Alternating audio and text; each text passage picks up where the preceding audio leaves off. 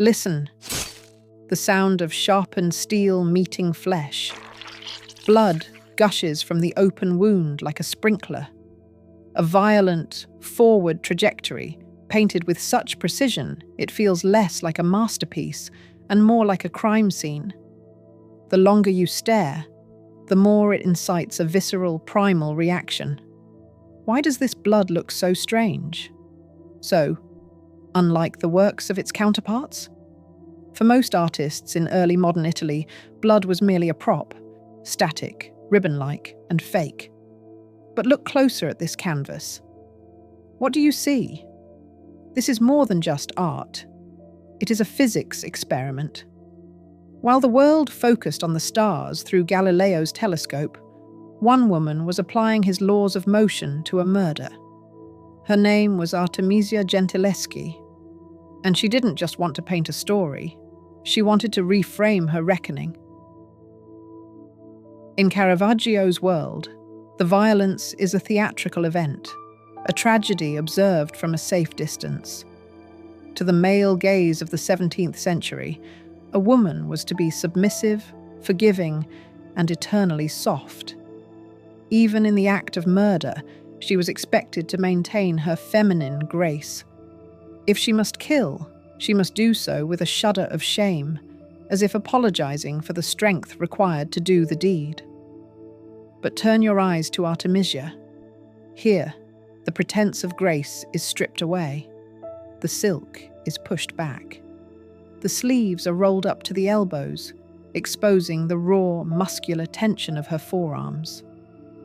Judith isn't recoiling in horror. She is leaning her entire body weight into the sword, driving the steel home with a grim, calculated focus. This isn't a lady performing a chore. It is a predator claiming her kill. And notice the maidservant. In Caravaggio's version, she is an old bystander, a crone holding a bag. But in Artemisia's version, she is a peer. She is an accomplice. She is literally pinning the general's shoulders to the bed, her hands stained with the same blood as her mistress. This isn't a scene of disgust. It is a scene of active, cold-blooded female solidarity. But why this specific intensity? Why did Artemisia feel the need to paint a violence so visceral it made her contemporaries uncomfortable? To find the answer, we have to leave the studio and enter the cold stone halls of a Roman courtroom. In 1612, the word of a woman was worth nothing unless it was bought with pain. During the trial of her rapist, Agostino Tassi, Artemisia was subjected to a horrific judicial procedure known as the Sibille, the finger screws.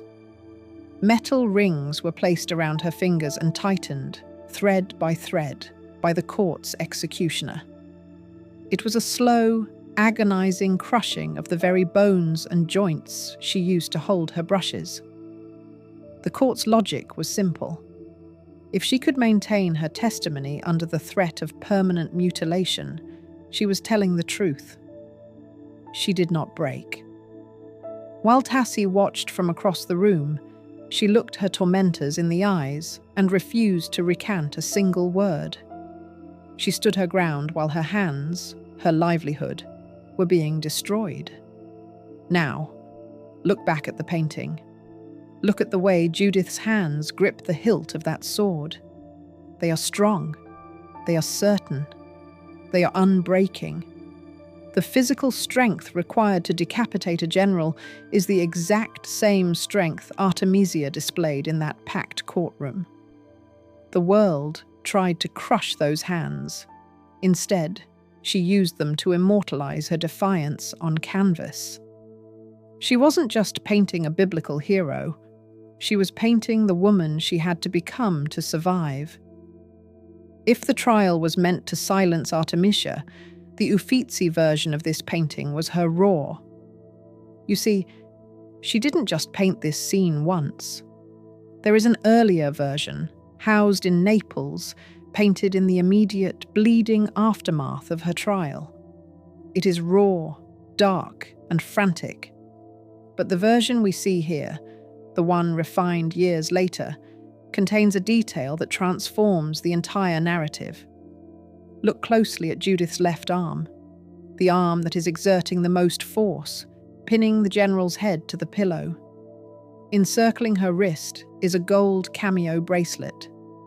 In the 17th century, a biblical widow like Judith would never have worn such a piece.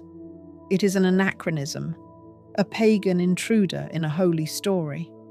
But for the artist, it was a signature.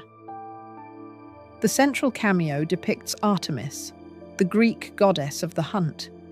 Artemis was a figure of fierce independence. She was a goddess who lived in the shadows of the forest, answering to no man.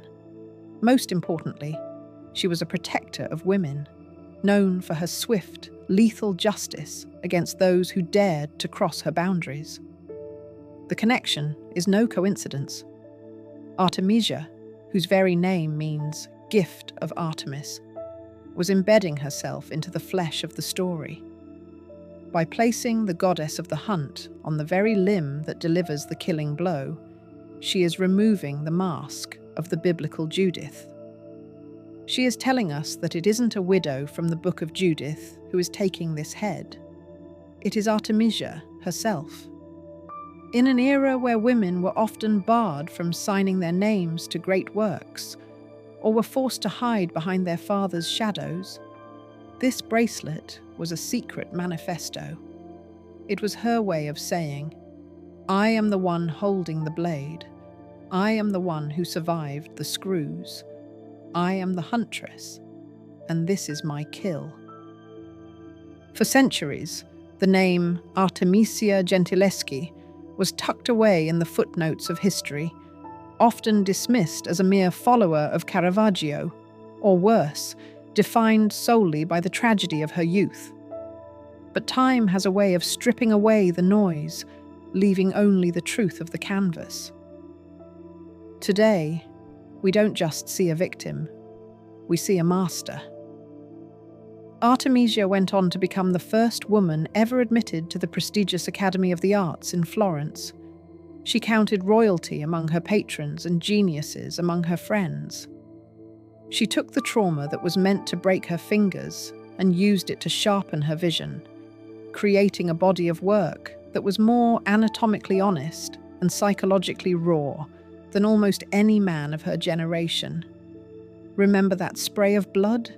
That parabolic arc of red? It was more than just a physics experiment. It was a bridge between two worlds.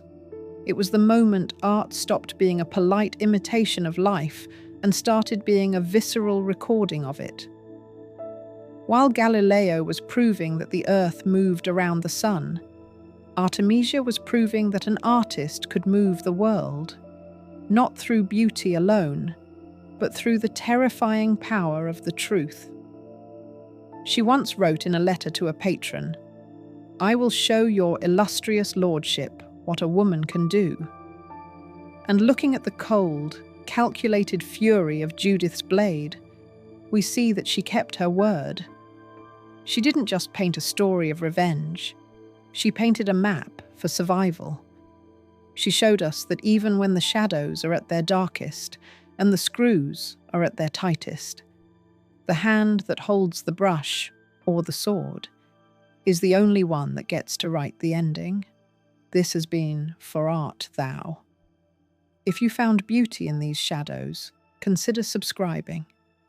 Until next time, keep looking closer